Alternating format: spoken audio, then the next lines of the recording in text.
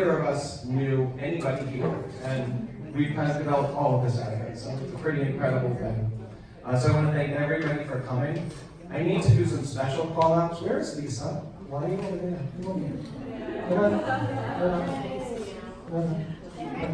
Where's Kevin? Jack, are you around? Are you videoing me? Oh, that's good. Yeah. Get close to me. I look better when you look at me close up.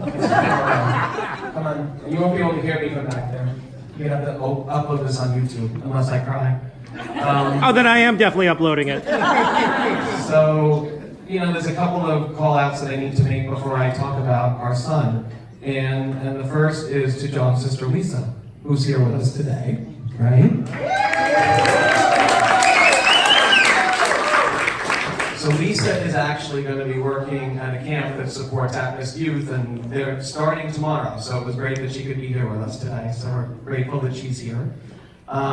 We're also, and I'm going to call out someone that's not here, but I have to call out, and don't get mad at me, Lisa, but John and Lisa's birth mother, Jeanette.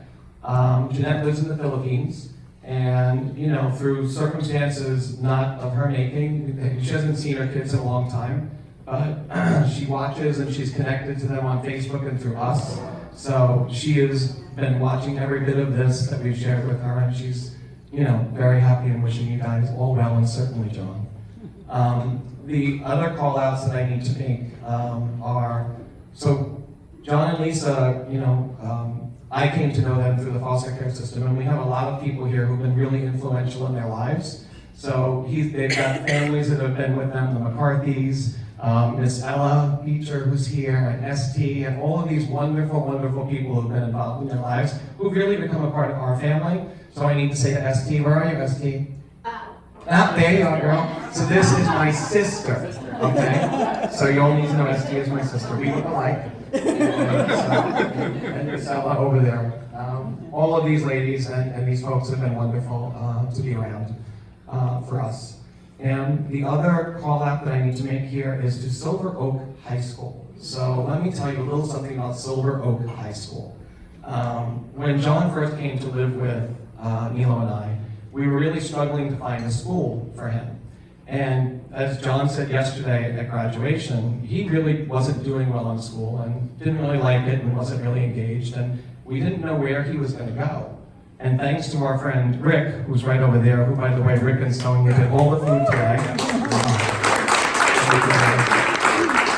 But thanks to our friend Rick, who saw a sign for Silver Oak. That's the only reason we even knew it was there. Nilo and I lived in Hayward for 15 years, had no idea this incredible school was there. We brought John in, enrolled him, and Silver Oak has been just an incredible, incredible gift to John and our family. Having him graduate from there yesterday is an amazing, amazing thing. I know he's really happy. But I'm so grateful to the principal, Elaine Blasi, who's here, all the teachers that have come here. I see Miss Ledesma standing there looking at me. You guys have all Miss Todd, all of you are here.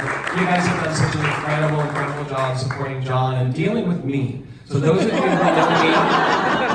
you who know me as Tom, the fun guy, and I hang out in wine bars and we drink together and I throw parties, those of you who haven't dealt with me as the dad have no idea. So these folks that are here today from Silver Oak, and there's Miss Sun over there, I'm difficult and I'm different. So they all deserve a medal for being with you for that. So thank all of those people. So I'm going to talk a little bit about you. So you stand over here. So stand next to your sister, that's good. And if I don't get through this well, then I'll do this. Watch. I'll just go like that. And I'll pause and then I'll mention if I get it together. So, John and Lisa have not come up through the easiest of times in their lives, but have done an incredible job persevering through really, really tough circumstances. And I would say for John that there are 3 really, really special gifts that John has that got him to this point. The first of those gifts, and it was something that I saw when I met him when he was 12 years old, is that John is somebody that no matter how bad things may have been, he always sees things with a glass half full. And he's got this inquisitive curiosity that literally sustained him through some of the hardest times in his life. no matter what was going on, if you took John to a museum or the Museum of Sciences, his whole world would change, and he was all excited. So his enthusiasm and his zest for everything around him, I think, sustained him through some of the most difficult times in his life. The second gift that John has, and I thought about this, and I don't want you to think that I'm crazy saying it, but John really is fearless. And when I say fearless, I don't mean that John's not afraid of things. He's been afraid of things in his life. We all are. But John has made some decisions in his life that really are decisions that are fearless. The decision to join our family, to leave the people that he knew, the friends that he had, to leave his sister, to leave Miss Ella, who is a wonderful influence in his life, and come and join our family. That was a pretty fearless decision, especially since he didn't really know Nilo, and he was moving into this whole new environment with me as a dad, who strict. I had lots of rules and regulations, and that was a really, really fearless decision that John made to do that. Silver Oak was another absolutely fearless decision. When John went there, Silver Oak doesn't credit anything less than a C, and John didn't have great grades. So Silver Oak told John, we'd love to have you, but you'll have to be a sophomore again. And, to most kids, you have to repeat a grade. You don't want to do that. And I remember driving with John and saying to him that he was if he wanted to go to Silver Oak, he'd have to be a sophomore again. And he paused, and he was quiet for just a second, and he said, no, I'll be a sophomore again. And I looked at him and almost started to cry. And I was like, really? I said, your friend Caius, who's right over there, your friend Caius and all your other friends are going to graduate in 2 years, and you'll be in school for another 3. And he was like, that's okay. I want to do that. Fearless. Fearless.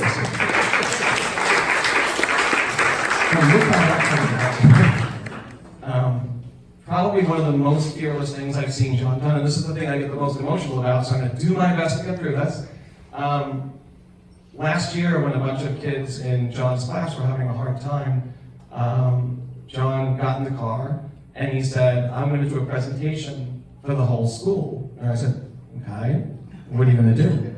And he said, I'm going to go up and I'm going to do a presentation and I'm going to tell them about me and parts of my life that people don't know about. Some of the darker, harder things in his life. And I looked at him and I said, John, what are you going to tell them? He said, don't worry, since I got this. He said, I think if they hear from me and hear what I went through, it will help them realize that things will get better. And I was like, okay. So he did this presentation, and I watched it. I wasn't there, but I watched it on YouTube because his girlfriend Danica, who's also here, I don't know where you are, Danny, but Danny's here. She taped it for us. It is one of the most incredible, incredible presentations and gifts to the people and the students in that class, in that school rather, and the faculty. John kind of pulled the curtain back and let people see. Hey. Yeah, I'll do this. Yeah, look at him. Let people see a part of his life that it's really painful and he doesn't want them to see, but he did it because he wanted to help other people. And that, to me, is one of the most fearless things I've ever seen any human being do. So it made us super, super proud. So, okay, I'm good. And so I've done that. I've done all the really cool things. And the very last gift that John has, not last gift, but of the 3, is John has this sense of knowing himself that very, very few people have. So we all kind of know and think we know what's good for us. John actually knows what's good for him and chooses it. And chooses it almost all the time correctly. He knows what's going to help him, and it's just such an incredible thing to have that strong of a sense of self, to know that this is going to be the best thing for me and I'm going to do it. So any one of these 3 gifts would be super for anybody to have. For you to have all 3 makes you extraordinary in my eyes. They are the 3 gifts that have sustained you and have gotten you this far in your life. They are the 3 gifts that I hope you never lose, because they are going to make you do incredible, incredible things with the rest of your life. So I'll close this by saying, when Nilo and I met 25 years ago, there were a lot of things we didn't know. So when we met, we didn't know if we'd last. You know, who the heck? I was 26 years old and I was really cute. I could have had him. No, and come on, in fairness, Milo was in the Navy, you know, so he could have done anything too. And he is fine too. Yeah.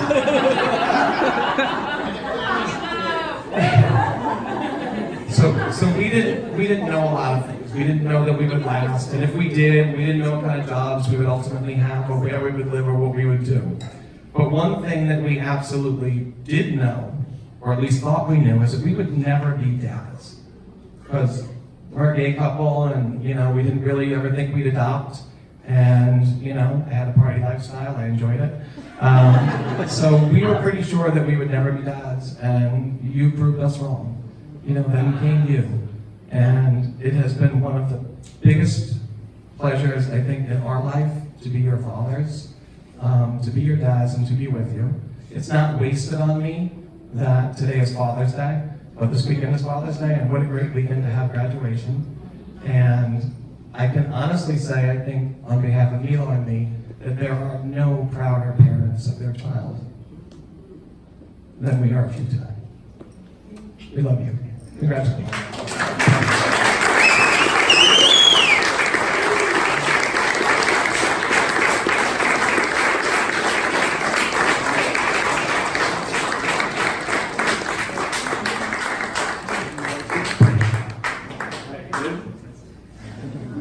I pulled mine off.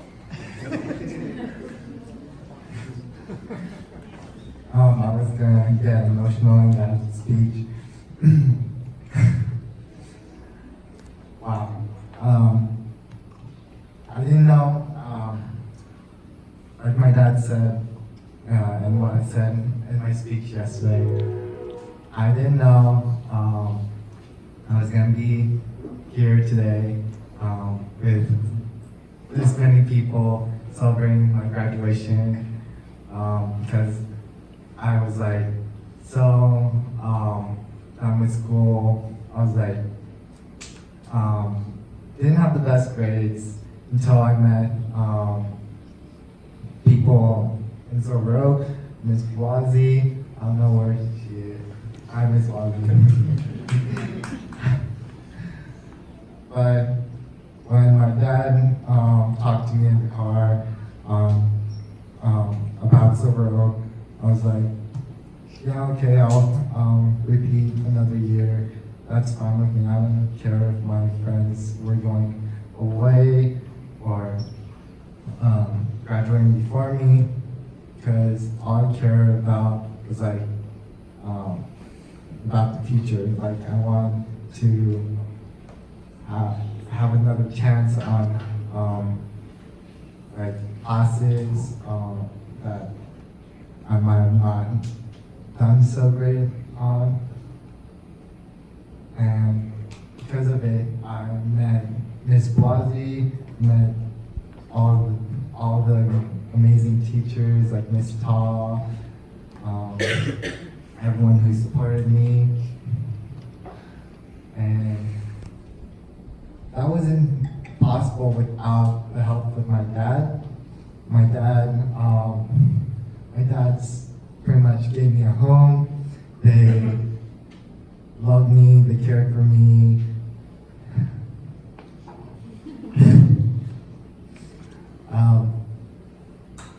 They pretty much gave me the courage and pretty much another chance on a second life, pretty much. And I thank them for it.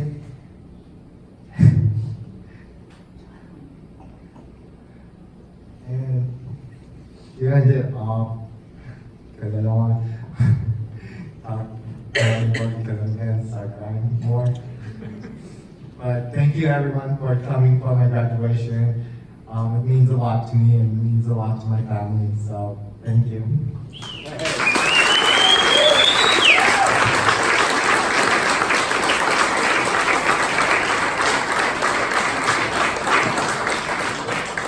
Now all the speeches are over. You guys can go back to drinking. And, well, unless anybody else has a speech. Does anybody else have a speech? Uh-oh, ST.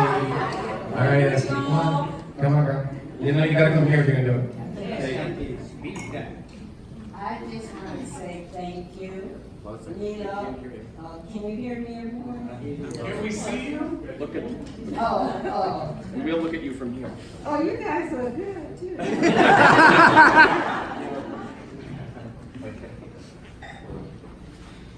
I just want to say thank you to Tom and Nilo, and I also want to thank John and Lisa. And you know, when you think you're sharing your blessing with someone, your blessing multiplies. My blessing has multiplied. I'm not crying. Was you happy? Because of my association with you all. And I'm going to share a short story. How I met John and Lisa. I told them from now on, this is a new day. Introduce me as your auntie, Nilo, and Tom, introduce me as your sister, because I am family, and I thank God for my extended family. Thank you.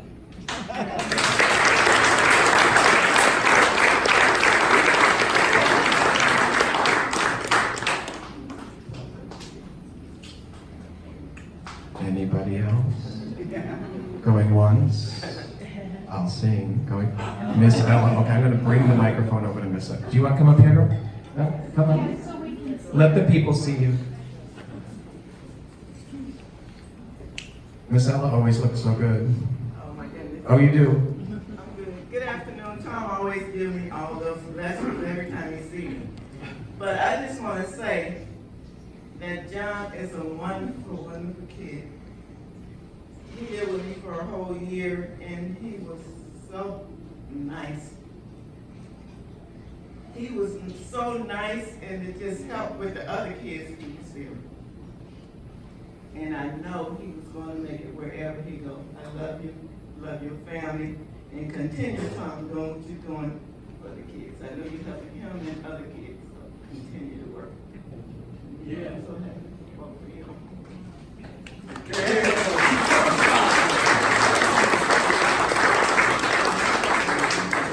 Cicely, this isn't gonna end without you. Where are you? Cicely. Oh, she's got a child. And the child is running amok. Cicely. Can she hear me? Is she looking like she wants to come? Or is she trying to pretend she can't hear me? We see you. We know you're out there. I don't think she's here. I think she left us. Okay, I'm gonna get anybody else going once. No, Cicely. Oh, Karen Schwartz, come on up here. You don't have to wave at me, come on up here. So Karen is one of the trustees of the San Mateo County Community College District and one of our closest friends. And also the woman that when Nilo and I got married, that she knew my mom had passed away and said, if you're gonna do the mother-son dance, I'll do it with you. So she's a very special part of our life. No, I'm just sitting there listening, and I want to thank, of course, Neil and Tom for everything they did for John, because you have the history that has made this young man what he is. I want to speak for the future. I welcome you. You are coming to the Community College District of San Mateo County. We welcome you there. And I'm going to give you, as long as I'm around, my name to drop whenever they do.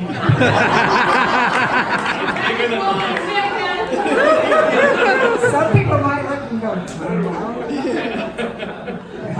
you got another name to drop, and it's Karen Schwartz, and I'm in your corner all the time. But I think it shouldn't go without saying for your the high school that you went to, and you know, Tom gets a lot of credit. I heard that story. They went through some soul searching and decided which was the best school for John, and he picked the right one.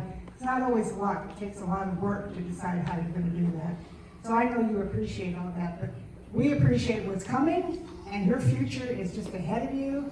And go, kid, go, because we're going to hear good things from you, because you got a lot of people that supported you. So I just want to take the time to say that. Thank you.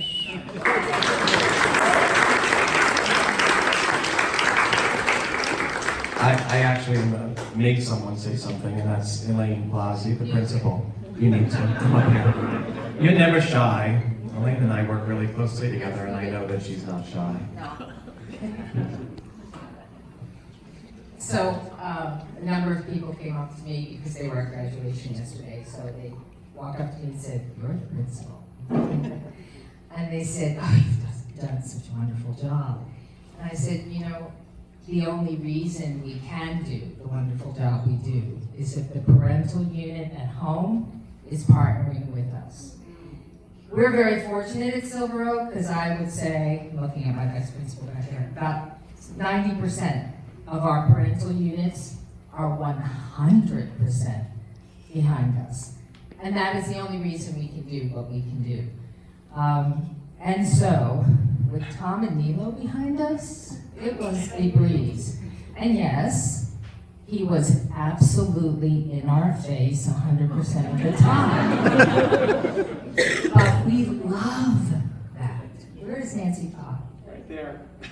Okay, She's Nancy on speed Todd dial. is the director of special ed, and she's the one that got every single email, and I was CC'd on all of them. But the parents who worry us the most are the ones we never hear from, because we are so concerned then with what's going on with the kids. So our preference is email us every single day. Be willing, though, to partner with us. Be willing to close the door and tell us, not within your child's hearing, all the things you might be angry about. We'll work it through. But in the end, the easiest part of this whole equation was John, who had the biggest heart in the world the entire time, absolutely patient. And I would agree when I sat and I looked at him across that table and said, "Sweetie, if you do this, you're going to be doing it as a sophomore again. This is your choice." And I had only met Tom for like a brief 15-minute meeting before I met John. But I knew what I was up against with Tom. So I said, "John, look at me. This is your decision, not your father's. I know your father would like you to repeat sophomore year so you're with us. But if you look at me right now and say, I'm not comfortable with that, that's the decision." And I tried not to look at Tom because I knew I'd be getting... But I had no relationship with him, so that's fine. If you want. I didn't care. And he said, "Okay, I'll think about it." And Tom called us, actually just a couple hours later, and said he'll take it. I kind of knew that was it, but when they are 15 years old, it's their choice. It really is. You can push them and support them, but it is their choice. So he's been a breeze. He's been simple. He's been loving. He's been easy. And actually, John, you gave Silver Oak the gift of both your dads, because without them, we would not be as far along as we are as a school in reaching the school's dreams. So John brought us the gift of John, and then he brought us the gift of Tom and Nilo, and actually personally he brought my husband Charles and I the gift of Tom and Nilo as friends. So thank you, sweetheart.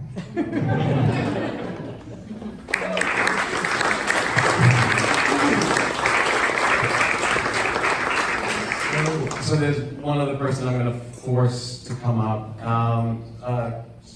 Some of you in the room know that I have an incredible and revered and wonderful friend and a man named Tom Moore, who's here with us today. So Tom I've known for 15 years, and when we went and made the decision that we were going to adopt John, and I needed letters of support for the court, Tom was just recovering from pancreatic cancer surgery, and he is, 5 years post-surgery? 3? Okay. Close to the 4. Post-surgery, still doing well. Tom, literally in pain, said, "No, I'm going to write that letter," and he was the first person to write a letter supporting our adopting John. So I want to ask Tom if he would come up and just say a few things. Can I convince you? There you go. Thank you right there. Mr. Moore. always, when these kinds of situations arrive, she always says, be brief. But anyway, I do want to say this. We all need people in our lives who live their values. And that's what Tom and Nilo and John have demonstrated to us over and over again. These transcending values of caring about other people's children. Is it not magnificent to have people like that around you? People you can admire in that regard, who don't have any other purpose except to do what is right for them in terms of their core values? That's what I noticed about Tom and Nilo from the very first time that I met them. It's why Tom is so successful in the enterprise things that he's worked on, because he builds relationships based on those values. And he's a very good judge of who possesses those values and those kinds of commitments and who doesn't. And then to observe the love and care and support they gave this young man, whom they surrounded with this love, and look at what happened. Look at what happens when caring adults, acting as parents, come into the setting and say, let us help you, let us care for you, let us love you, let us show you the right way to do things. So the personal growth that John undertook with also that commitment, this is a singularly determined young man. You put those two forces together and the sky's the limit. So my point is that this family, Tom, Nilo, and John, are a beautiful example to all of us what's possible through love, care, and support. Just breathe.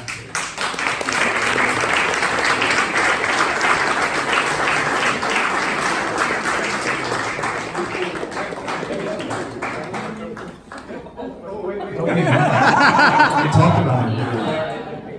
So I hope I can close this with Cicely if she's come back into the fray. Where are you? Did she leave again? Get in here. Come on. I see you. That's what she was hiding from me. No, she's there. Somebody watch her child.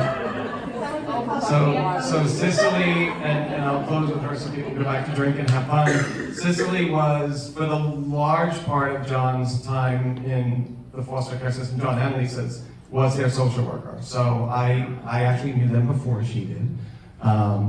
She came into their lives and was really a breath of fresh air compared to some of the stuff that we've had to work with. And she's really become also part of our family. So we wouldn't be able to close this without having Cicely share some reflections with you all.